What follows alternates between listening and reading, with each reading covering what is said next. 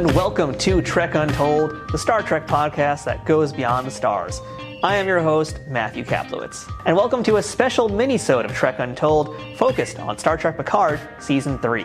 I've been really loving every second of this season so far. It's been excellent storytelling, perfectly balanced with just the right amount of fan service. It's original while remembering its roots, and aside from some nitpicks here and there that I do have, like the changeling bucket thing, by the way, which really every changeling has a container just like Odo. Okay, sure, why not? But outside of little things like that, it's just been a truly amazing experience, and for me, such a huge improvement over the last 2 seasons.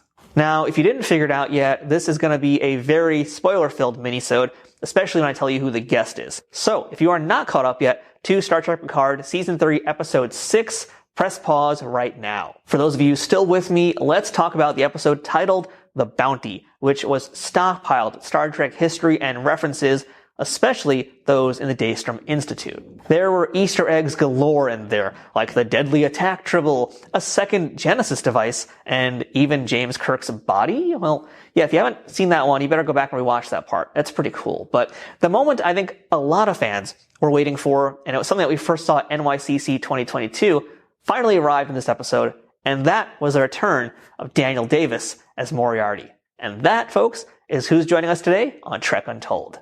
Daniel Davis first appeared on Star Trek The Next Generation as Sherlock Holmes' arch-rival in the Season 2 episode Elementary, Dear Data, and again in Season 6's Ship in a Bottle. He's a character fans always wanted to see more of, and I'm happy he finally had a chance to show up one more time in this franchise. Beyond Star Trek, though, you know Daniel from his time on all 6 seasons of The Nanny as Niles the Butler. I watched The Nanny religiously, especially being from Queens, New York. I loved Niles' dry humor and his feud with Cece Babcock, which ultimately turned out to be true love. It's a great series and something I still love watching reruns of. But Daniel's also done a ton of things on TV and the theater world outside of The Nanny and Star Trek, but unfortunately, we're going to have to save that for another interview when I get to spend some more quality time with Mr. Davis. But for now, make sure your holoprogram safety protocols are set to fun, because I'm chatting with Daniel Davis about the return of Moriarty in Picard. You know, Mr. Davis, I got to tell you, I was at New York Comic Con 2022 at the Star Trek panel last year, and I was there for the debut of the footage of Picard, and a lot happened to that trailer, but I have to tell you, when you showed up on screen, when your voice came on, the entire room exploded. I've never heard a room that loud in my life. Oh my God, that's so wonderful. Actually, Michael Dorn sent me an email, and he said, your face just came on the screen and 4,000 people stood up and screamed. Yeah, that is absolutely accurate. It was absurd. Oh, it made my day. It also brought tears to my eyes to hear it. Thank you. And did you know that your character was just that popular and that big to the fans of the Star Trek universe? I have been finding out slowly but surely over the years. I didn't know until the first convention that I went to. Mm-hmm. Conventions had been happening for years. I knew nothing about them. And I ran into Bob Picard at Kate Mulgrew's house, actually. And he said, you know, I do conventions all the time, and people are always asking about you. Why don't you do them? And I said, I never heard of them. And he said, oh, well, I will make this happen. So he hooked me up with a manager that he was working with at the time. And so I started going. Well, the first panel that I did was, it was amazing, because it was really like, it was in that big hotel in Vegas. There were like 4,000 people in the room. Oh, yeah. And that was when I found out, and I was astonished. And I did very well at the autograph table that year. I'm sure you did. Yeah. So I've been back several times, but since COVID came along, there haven't been conventions in a while. So I'm hoping to get back to them, especially now that we've got this episode of Picard, that people will be like, oh, let's get him back. So fingers crossed. I'm sure it's going to happen. I mean, people are waiting to meet folks like you. And I know, speaking for myself, I would love to get your autograph, love to get a photo. But, for the time being, I get this wonderful FaceTime with you here in this show, which is amazing. Oh, good. But, let's talk about Picard a little bit now. So, what was your reaction when you got the call that they wanted you to revive Moriarty in the new Picard series? Were you shocked to hear that? Well, I'd had my fingers crossed since the moment it began, because I told Patrick this, the first episode, as soon as I heard the theme I started to cry. I was so happy to see it come back and to see him. And I kept thinking, oh, please, please, please bring Moriarty back. Then back in November of 2021, we're in the midst of COVID, and the phone rings, and it's my agent. And he said, we've heard from Star Trek. And I said, yes. And he said, don't you need to know what it is? I said, no, whatever it is, it's yes. And he said, well, they want you obviously to come and do Moriarty. And because they keep things under wraps, I didn't see a script. I just said yes. Apparently they had begun to write, but didn't want to keep writing until they had me locked in to do it. So I said, yes, tell them yes, and then finish writing it. So my own little fantasy about it, the scenario that I wrote in my head was, this is going to be a resolution between Captain Picard and myself about the broken promise of getting me off the holodeck that he made to me. I'll get you off. I'll find a way. And he obviously never did. And so Roddenberry's told me once, Picard doesn't make promises he can't keep or won't keep. So I kept thinking, all right. So then I finally get the sides, the pages that I'm on. And I thought, this isn't even Moriarty. This is not Moriarty. I don't know who this is. Yeah, it's a very different character this time around. It's the same persona, but different person, really. Yeah, exactly.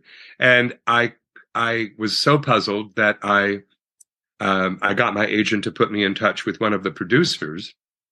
And I said, I really don't understand who this is. And they said, oh, well, you will. I thought, can I know before I do it? And it's like, I just couldn't get an answer about, what I was doing. So when CBS called and said they wanted me to do this afternoon of interviews with people, I said, I can't because I haven't seen it. I've got to see it.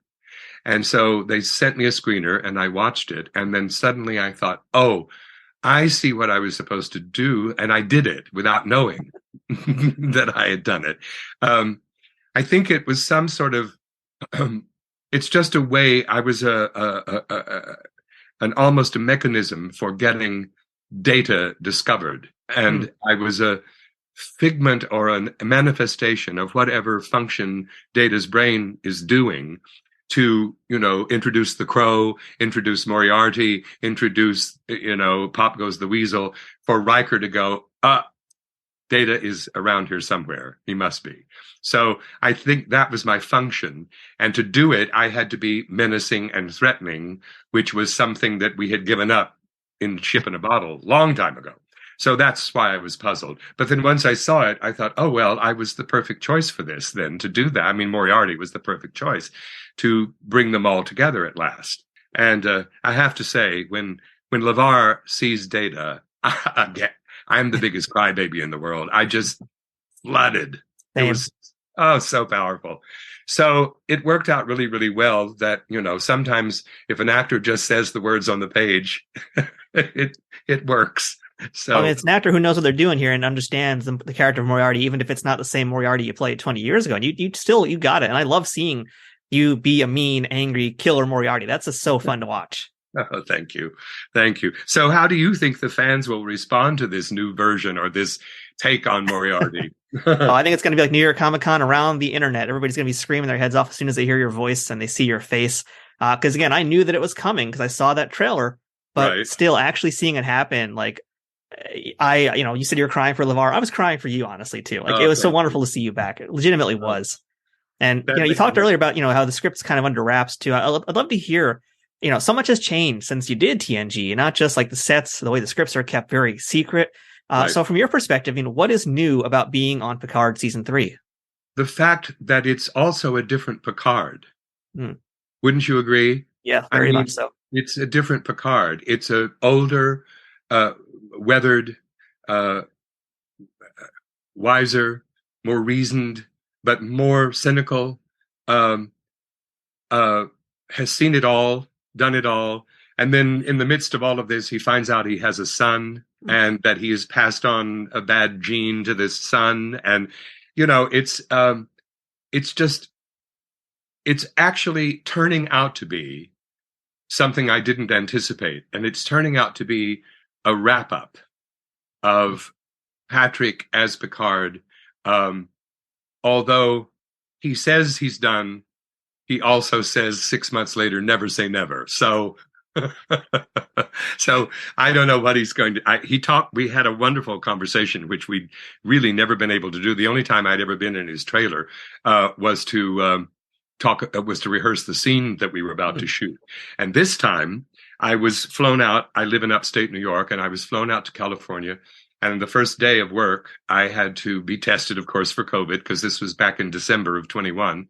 And I had my wardrobe fitting and was walking across the parking lot, saw Jonathan Frakes talking to someone, but I didn't see who it was until I rounded the corner, and Patrick was standing in the doorway of his trailer, and Jonathan said, "Look who's here." And Patrick said, "Oh, Daniel, how wonderful you're back.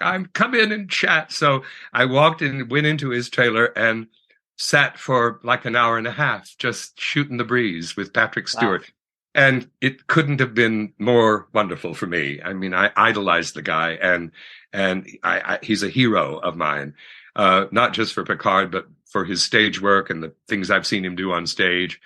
And he is great friends with Ian McKellen, and I stood by for Ian McKellen in Amadeus on Broadway. So we gossiped a lot about Ian McKellen and had a good conversation about Ian.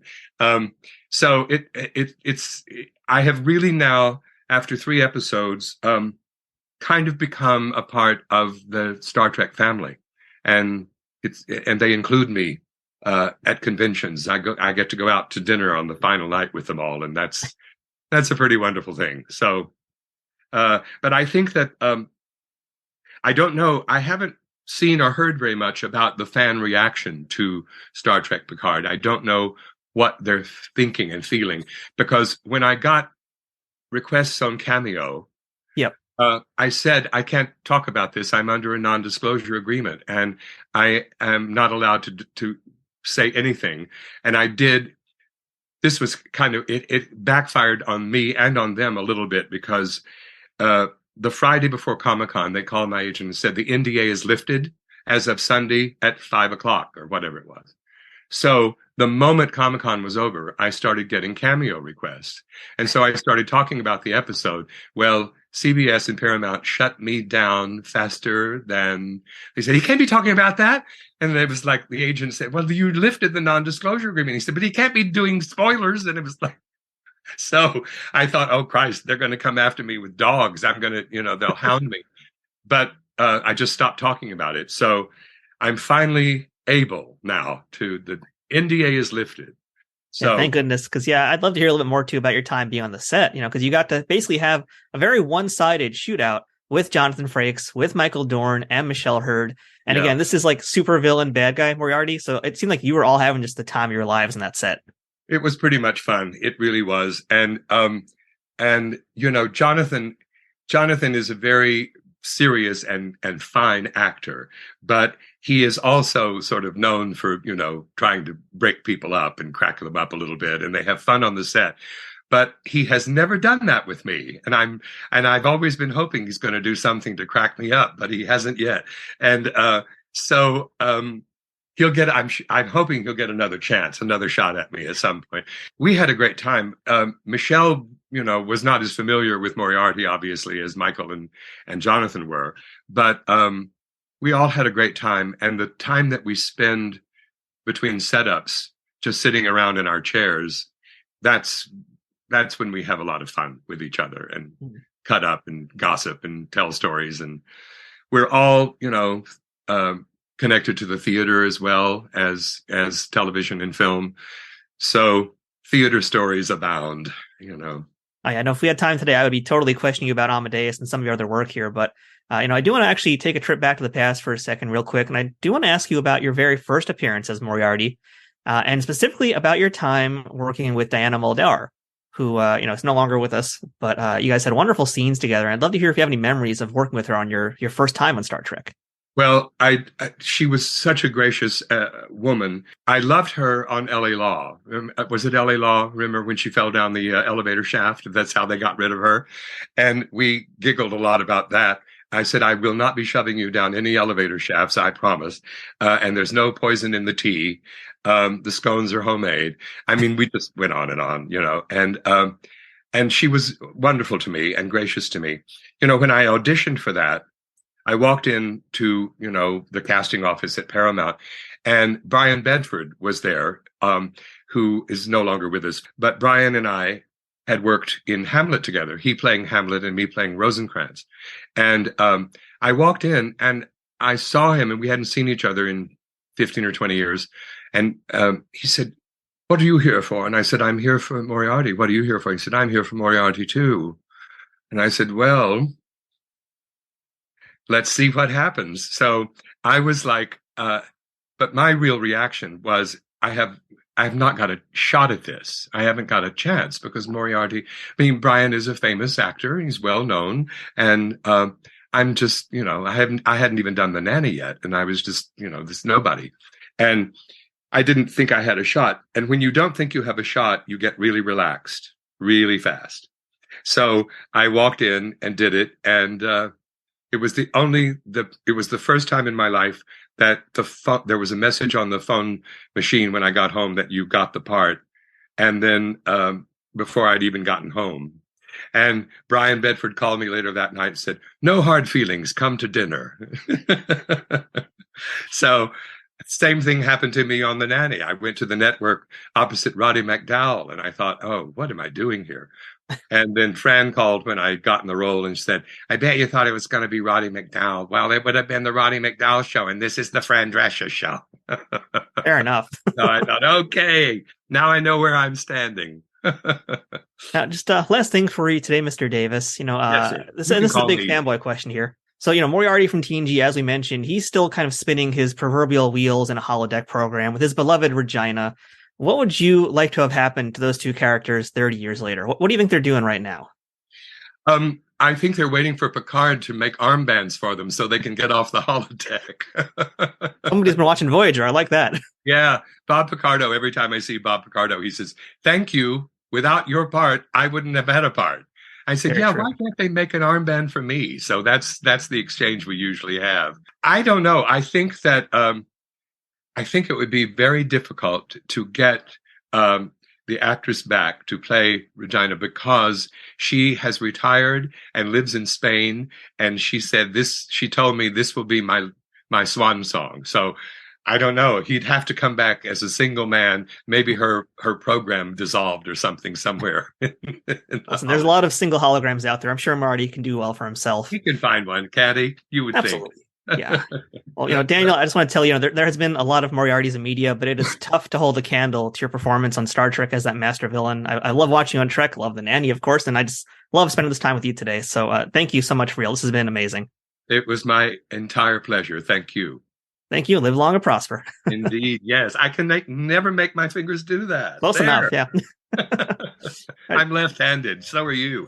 How do you do it? I can't. I'm going to have to get. I'm actually right-handed. I can't do it on the right. I only do it on the left. Oh. Weirdest thing. I'll get some Scotch tape next time. Sounds like a plan. Thank you very much. That's it for this week's episode of Trek Untold. Until next time, don't forget to follow us on Twitter, Instagram, and Facebook at Trek Untold, all one word. If you'd like to directly support this podcast, please consider becoming a Patreon supporter over on patreon.com/TrekUntold, which gives you access to some great perks that can't be beat. Or pick up some merchandise from our store, or use my Amazon shop link to check out all kinds of different Star Trek merchandise. Links for all these things are in the show notes. Shout out to Triple Fiction Productions for being a key sponsor of Trek Untold. Don't forget to check them out and all of the fine folks whose ads you've seen or heard on this podcast too. If you have any questions, feedback, or comments for the show, or would like to suggest a guest or discuss sponsorship options for any of these episodes in the future, send me a message at trekuntold@gmail.com. I hope to see you here again as we uncover more untold stories from Star Trek and beyond, and get to know even more amazing people who have contributed to this ever-expanding universe. Until next time, I'm Matthew Kaplowitz, and remember, fortune favors the bold. Trek Untold is sponsored by TrekSphere.com, promoting fan-produced Star Trek content in all forms, is powered by the Rageworks podcasting network, and is affiliated with Nerd News Today.